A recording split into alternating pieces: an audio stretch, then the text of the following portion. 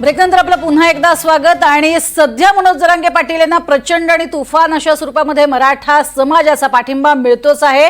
लातूर मधल्या छत्रपती शिवाजी महाराज यांच्या चौकातनं आंतरवाली सराटीकडे मोठ्या संख्येने मराठा समाज बांधव हे आंतरवाली सराटीकडे रवाना झाले आणि चारचाकी गाड्या टेम्पो यामधनं हे बांधव आंतरवाली सराटीकडनं रवाना झालेले आहेत। आंतरवाली सराटीकडे निघणाऱ्या मराठा बांधवांनी जोरदार घोषणाबाजी देखील केलेली आहे आणि याचा आढावा घेतलेला आहे आमचे प्रतिनिधी विष्णू बुर्गे यांनी।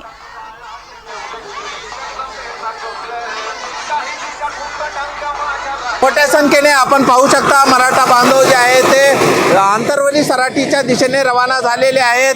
आपण पाहू शकता हे या ठिकाणाहून मोठ्या संख्येने टेम्पो असेल, ट्रॅव्हल्स असेल, या ठिकाणी जीप देखील आहेत। आपण पाहू शकता या जीप आहेत, ट्रॅव्हल्स आहेत आणि छोटी मोठी वाहनं जे आहेत ते या ठिकाणी सर्व छत्रपती शिवाजी महाराज यांचा चौक आहे आणि याच ठिकाणाहून लातूरच्या जे आहे ते मराठा बांधव हे आंतरवली सराटीच्या दिशेने निघालेले आहेत। अनेक जे आहेत ते मुख्य चौकामध्ये घोषणाबाजी होत असताना पाहायला मिळत आहेत।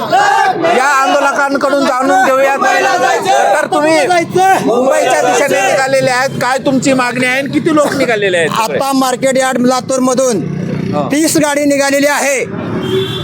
आता कुठं जायचं? मुंबईला जायचं, आरक्षण घ्यायचं, तिथून आरक्षण घेतल्याशिवाय वापस यायचं नाही।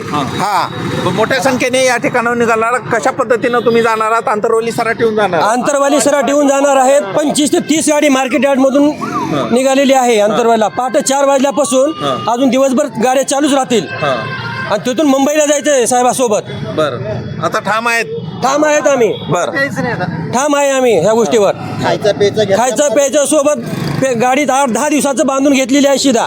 बरं, किती दिवस आता तिकडे आंदोलन चाललं? 10 दिवस आंदोलन, 10 दिवस बी राहिलं तर आम्ही 10 दिवस राहू।